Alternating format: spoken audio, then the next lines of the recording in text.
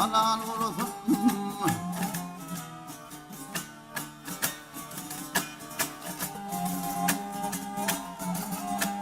Men sana yedirdim körpe, bedevler için desin körpe gel. Dermenilde onca marfa gel gel, derinlerim yanar halal olsun, halal olsun.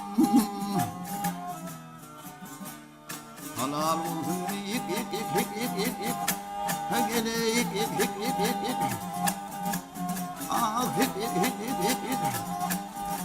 Yik yik yik yik yik yik yik yik yik yik yik yik. Ha gele.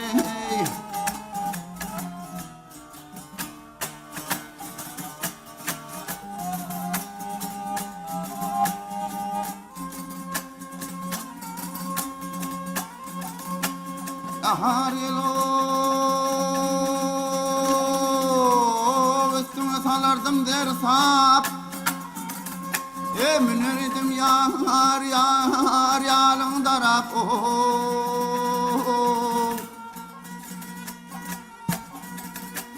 Zulüm mahmul torvan der vap yar, yedenlerim halal olsun. Görür dayanar bulur senin, bak şimdi umut yar yar yesenin.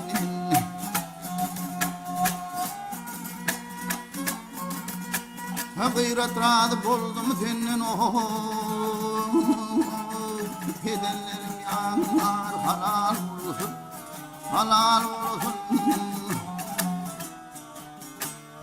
Halal olsun yik yik yik yik yik yik yik. Ha gele yik yik yik yik yik yik. Ay yik yik yik yik yik yik. Ay yik yik yik yik yik yik yik yik yik yik yik yik yik yik. Ha gele.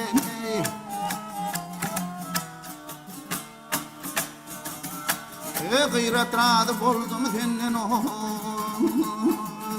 Hedenlerim yanar halal olsun, halal olsun.